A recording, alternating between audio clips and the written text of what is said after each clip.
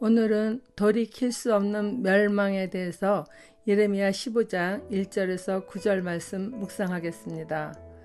첫 번째, 모세와 사무엘이 말하여도 마음을 바꾸시지 않겠다고 하시는 하나님에 대해서 보겠습니다. 여호와께서 내게 이르시되 모세와 사무엘이 내 앞에 섰다 할지라도 내 마음은 이 백성을 향할 수 없나니 그들을 내 앞에서 쫓아내보내라. 그들이 만일 내게 말하기를 우리가 어디로 나아가리요 하거든 너는 그들에게 이르기를 여호와께서 이와 같이 말씀하시니라. 죽을 자는 죽음으로 나아가고 칼을 받을 자는 칼로 나아가고 기근을 당할 자는 기근으로 나아가고 포로될 자는 포로됨으로 나아갈지니라 하셨다 하라. 여호와의 말씀이니라. 내가 그들을 4가지로 벌하리니 곧 죽이는 칼과 찢는 개와 삼켜 멸하는 공중의 새와 땅의 짐승으로 할 것이며 유다 왕 히스기야의 아들 므낫세가 예루살렘에 행한 것으로 말미암아 내가 그들을 세계 여러 민족 가운데 흩으리라. 백성들이 당할 환난을 바라보며 밤낮으로 울며 기도하는 예레미야에게 하나님은 더 강경하게 말씀하십니다.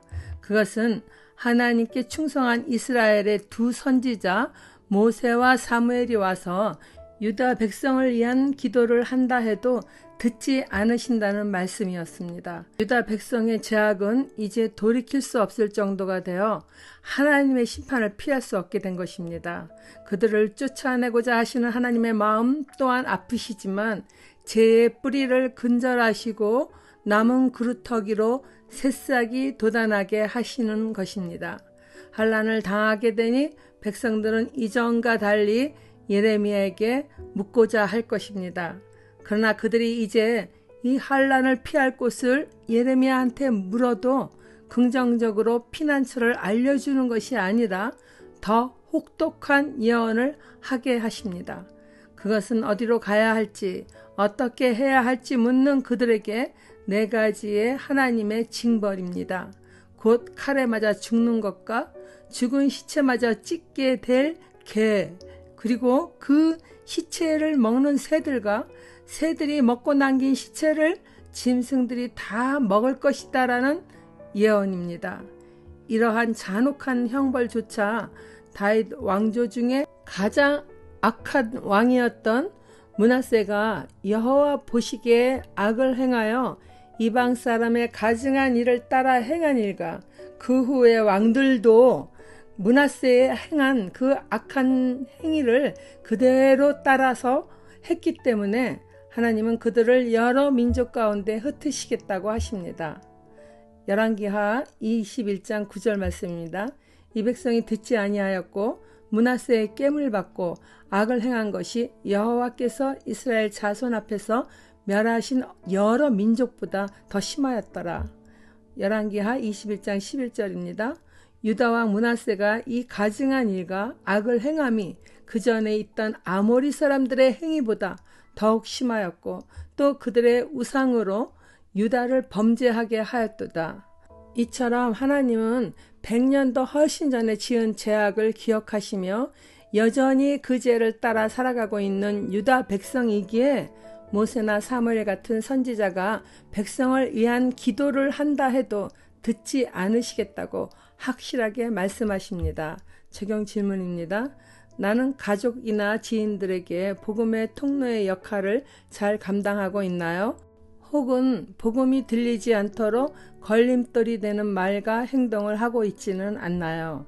두 번째, 백성들을 권유하기에 지치신 하나님에 대해서 보겠습니다.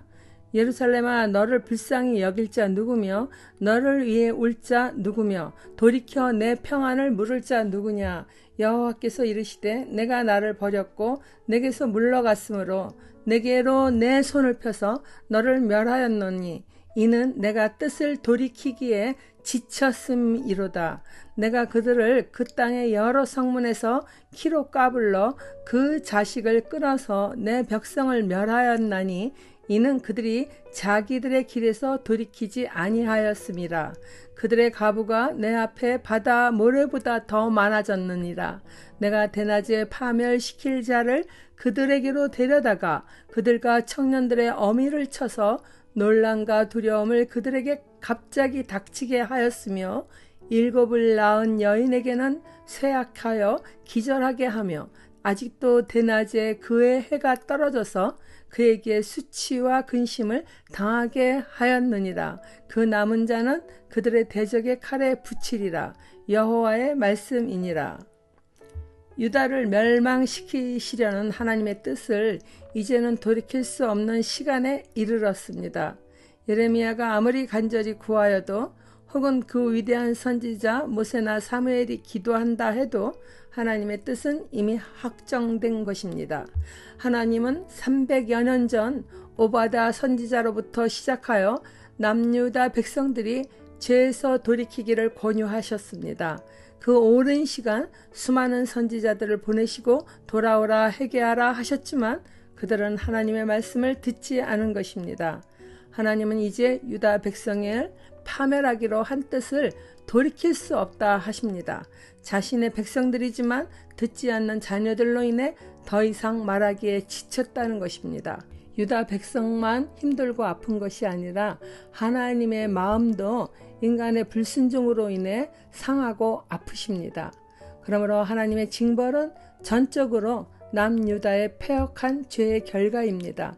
이제는 그들을 불쌍히 여길 자도 아무도 없으며 그들의 죽음과 멸망으로 인해 슬퍼 울 자도 아무도 없을 정도로 바벨론에 의하여 유다는 완전히 패망하고 맙니다. 어느 한 곳에서라도 평안을 찾아볼 수가 없습니다. 그들에게서 여호와 하나님이 떠나가신 결과입니다. 그들이 먼저 하나님을 버렸고 하나님에게서 점점 뒤로 물러났기 때문입니다. 하나님께서 지속적으로 손을 펴서 회개하고 돌아올 기회를 주셨으나 그들은 전혀 듣지 않으므로 이제는 그들을 멸하려는 하나님의 뜻을 돌이킬 수 없는 시간이 된 것입니다. 하나님은 추수 때에 키를 까불러서 가라지를 바람에 날려버리듯이 하나님을 반역한 그들을 끊어버리시겠다고 합니다. 그들이 하나님의 백성이었지만 죄된 길에서 돌이키지 않았으므로 이제 하나님은 버리시겠다는 것입니다. 오늘날도 행함이 없는 거짓 믿음을 다 아시는 분이십니다. 마지막 날에는 알곡과 가라지를 구별하여 알곡은 쥐의 곡간, 즉 천국에 입성케 하나 가라지는 불구덩이로 떨어뜨리시겠다고 마태복음 13장 30절에서도 말씀하고 계십니다. 둘 다 추수 때까지 함께 자라게 두라. 추수 때에 내가 추수꾼들에게 말하기를 가라지는 먼저 거두어 불사르게 단으로 묶고 곡식은 모아 내 곡간에 넣으라 하리라. 환난을 돌이킬 수 없게 된 이 멸망의 시간에는 나라의 남편 잃은 가부가 바다 모래보다 더 많아졌다 합니다.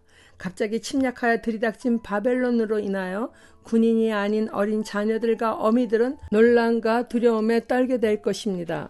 그리고 자녀 7을 낳은 여인이 쇠약하여 기절한다 합니다. 그것은 원래 7숫자는 완전수로 7 아들을 낳은 어비는 큰 축복으로 여겼으나 이제는 전쟁으로 인하여 7 아들을 다 잃게 생겼으니 축복이 아닌 오히려 저주가 된다는 것이죠.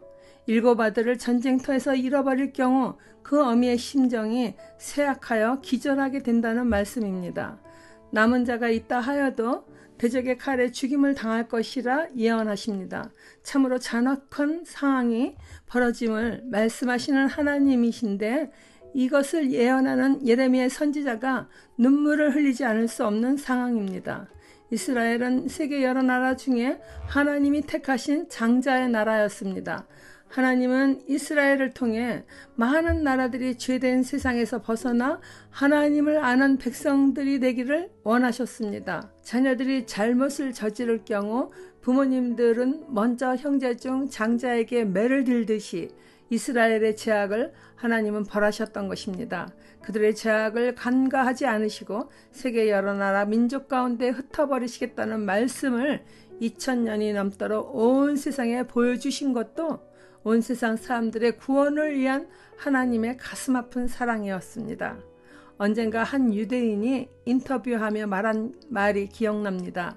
인터뷰 질문은 그에게 하나님께서 이스라엘을 택하신 것에 대하여 물었던 것 같습니다. 그러자 그 유대인의 대답은 만일 다음 세상이 있다면 하나님께서 부디 이스라엘을 택하지 않기를 바랍니다 라고 대답하였습니다. 저는 그 한마디에 유대인의 아픈 역사를 다시 느낄 수 있었습니다. 열방의 모든 나라들이 죄를 짓고 살아도 이스라엘만큼은 창조주 하나님을 바로 믿고 그 믿음을 전하는 민족이 되기를 원하셨습니다. 이것에 온전히 맞는 예는 아니지만은 마치 큰 아파트 단지를 세운 건축자가 완벽하게 지은 모델하우스를 보여주는 것처럼 하나님을 믿는 나라들이 이렇게 온전하게 살 수 있다는 것을 이스라엘을 통해 세상에 알리고자 하셨습니다. 그러한 이유로 오늘날 복음에 빚진 자들은 아직까지 세상 곳곳에 흩어져 사는 유대인들이 그들의 고토로 돌아갈 수 있도록 돕기도 합니다. 하나님은 유대인과 믿는 자들이 죄를 지었을지라도 망하게 하시는 분이 아닙니다. 예수 그리스도를 믿음으로 치유하시고 회복시켜 주시는 사랑 그 자체이십니다. 적용 질문입니다. 나는 하나님의 말씀을 잘 듣고 있습니까? 듣고 배운 복음을 전하기 위해 어떠한 노력을 하고 있나요? 기도하겠습니다. 사랑과 은혜가 충만하신 하나님 아버지, 오늘날 지구상에 벌어지는 상황을 긍휼히 여겨 주시옵소서. 예레미야 선지자가 어쩔 수 없이 백성들에게 잔혹한 예언의 말씀을 전하는 그 심정을 아는 자들이 온 세상 곳곳에서 복음을 외칠 수 있도록 도와주시옵소서. 생명을 구원하는 일에 힘쓸 수 있게 하여 주시옵소서.